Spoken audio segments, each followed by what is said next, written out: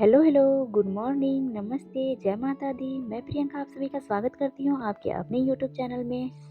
एक बार स्वामी जी को नदी पार करना था। वह नदी के पास खड़े थे। तभी एक साधु ने आकर उनसे पूछा, क्या आप ही स्वामी विवेकानंद हो? स्वामी जी ने जवाब दिया, जी हाँ, मैं ही स्वामी विवेकानंद हूँ। तभी साधु ने पूछा कि आप यहाँ क्या कर रहे हो? स्वामी जी ने जवाब दिया, मुझे नदी पार करना है और मैं नाव का इंतजार कर रहा हूँ। तभी साधु जी ने कहा, तुम इतने बड़े इंसान हो, कई सारे लोग आपको अपनी प्रेरणा का स्रोत मानते हैं और आप एक नदी पार नहीं कर सकते। देखो, मैं तुम्हें नदी पार करके बताता हूँ। तभी साधु ने पानी पर चलकर नदी को पार किया और फिर से नदी पर चल करके स्वामी जी के पास आया और बोले, देखो, मेरे पास इतना ज्ञान है, इतनी टैलेंट है, इतनी शक्तियाँ हैं, उसके बावजूद भी मुझे कोई नहीं जानता और तुम्हारे पास कोई ज्ञान नहीं, कोई टैलेंट नहीं और तुम्हें सब जानते हैं। तभी स्वामी जी मुस्कुराए और साधु से पूछा, तुम्हें यह विद्या सीखने में कितना समय लगा? साधु ने कहा, 15 साल। इतने में स्वामी जी की नाव आ गई और स्वामी जी और साधु दोनों नाव में बैठ गए और दोनों ने नाव में बैठकर नदी पार की और पार करने के बाद स्वामी जी ने 1 रुपया अपनी जेब से निकाल कर नाव वाले को दे दिया, मतलब 50-50 पैसे दोनों के। तभी स्वामी जी ने साधु से कहा, जो काम तुम 50 पैसे में कर सकते थे, उसके लिए तुमने अपनी जिंदगी के 15 साल बर्बाद कर दिए और अगर यही 15 साल समाज की भलाई में लगाते तो तुम्हें भी आज सारी दुनिया जानती और मैंने यही किया, इसलिए मुझे सारी दुनिया जानती है और तुम्हें कोई नहीं। फिर स्वामी जी ने साधु से कहा, तुम्हारी तरह कई सारे लोग ऐसी चीज़ों में दिन, हफ्ते, साल लगा देते जिनका कोई ज़िंदगी में मतलब नहीं निकलता। इसलिए फ्रेंड्स, अपने टाइम को ऐसी जगह लगाओ जहाँ पर उनका एक्चुअल कोई सेंस निकले, क्योंकि टाइम से बढ़कर इस दुनिया में कोई चीज़ नहीं है। अगर समय को बर्बाद करोगे तो तुम्हारी ज़िंदगी को बर्बाद होने में समय नहीं लगेगा।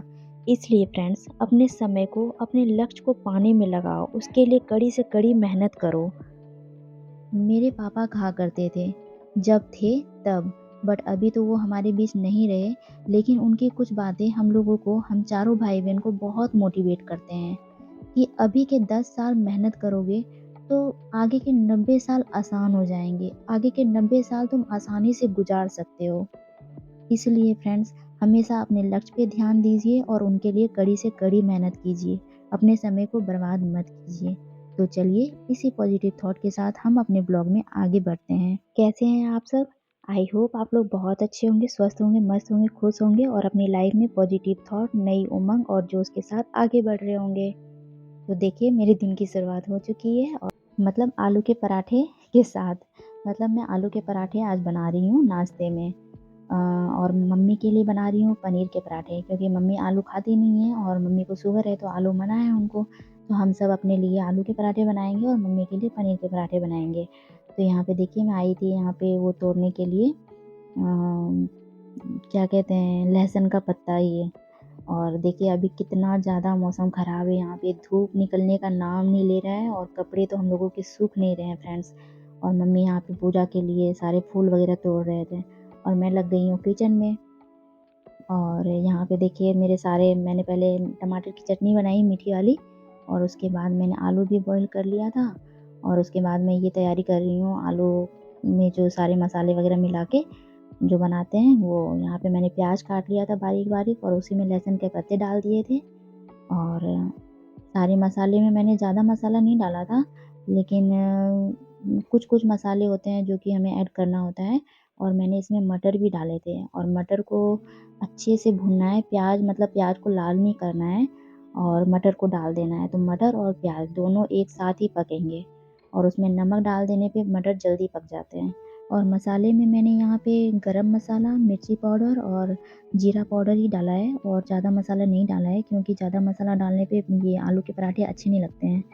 तो मैंने यहाँ पे मसाला सारा ऐड कर दिया है और उसके बाद मैं यहाँ आलू डाल रही हूँ और आलू को भी मैं अच्छे से उसमें मिला दूँगी।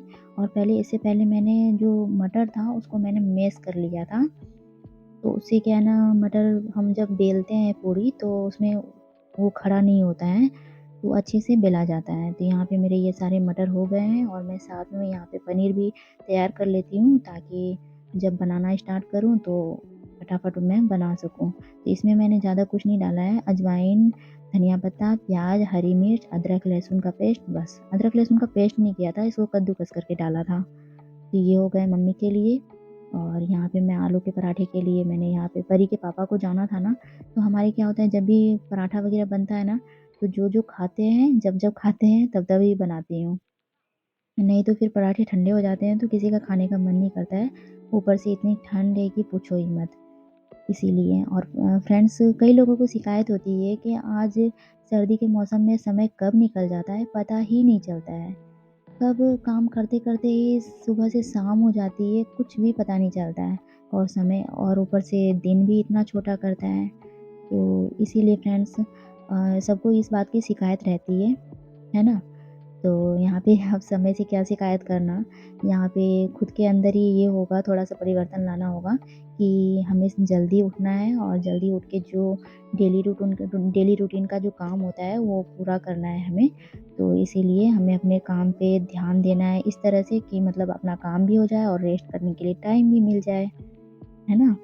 तो यहाँ पे देखिए मैंने परी के पापा के लिए फटाफट मैं पूरी बना रही हूँ और उसके बाद मैं चली जाऊँगी नहाने के लिए, किचन वगैरह साफ़ करके। क्योंकि मम्मी मम्मी भी नाश्ता करती हैं, तो मम्मी भी 10 साढ़े 10 बजे तक, ये देखिए मेरा ये पूरी बन के तैयार हो गया है, चटनी और पूरी।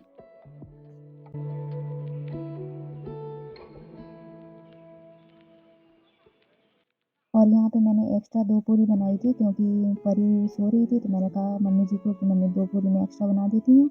परी उठेगी तो उसे आप खिला दीजिएगा। तब तक मैं नहा धो के आ जाऊँगी और उसके बाद मैं बनाऊँगी तो आप खा लीजिएगा और मैं खा लूँगी। और पापा बाहर गए हुए थे तो पापा ने कहा था कि हम आएँगे तब बनाना है।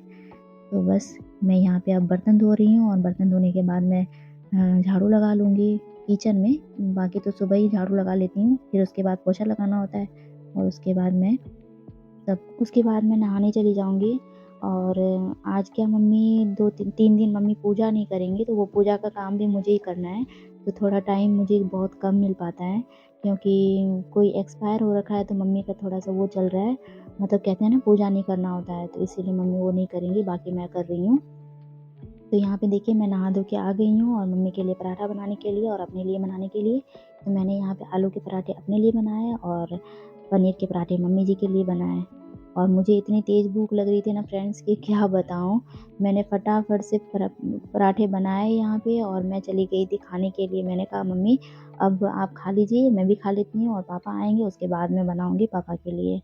तो फ्रेंड्स यहाँ पे मैं आ गई थी और मैंने कपड़े वगैरह अभी फैलाए नहीं थे क्योंकि मैंने कहा कि मौसम तो इतना ज़्यादा ख़राब हो रहा है ना कि क्या ही बताऊँ। बिल्कुल भी वो नहीं होता है कि धूप निकले तो कपड़े डाला जाए, सूख जाएँगे। तो यहाँ पे देखिए मम्मी नाश्ता कर रही हैं और मैं भी आ गई हूँ नाश्ता करने के लिए मम्मी के कमरे में ही।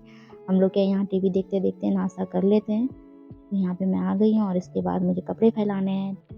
और तो फ्रेंड्स देखिए यहाँ पे मैं आ गई हूँ कपड़े फैलाने के लिए।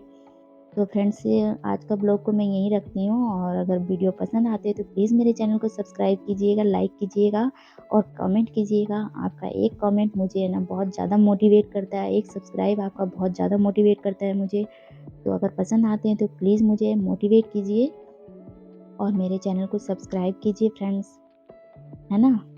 तो फ्रेंड्स, मैं अपने ब्लॉग को यहीं पे एंड करती हूँ और आप लोगों से मिलती हूँ नेक्स्ट ब्लॉग में। तब तक अपना ख्याल रखिए, हँसते रहिए, मुस्कुराते रहिए और अपनी लाइफ में आगे बढ़ते रहिए।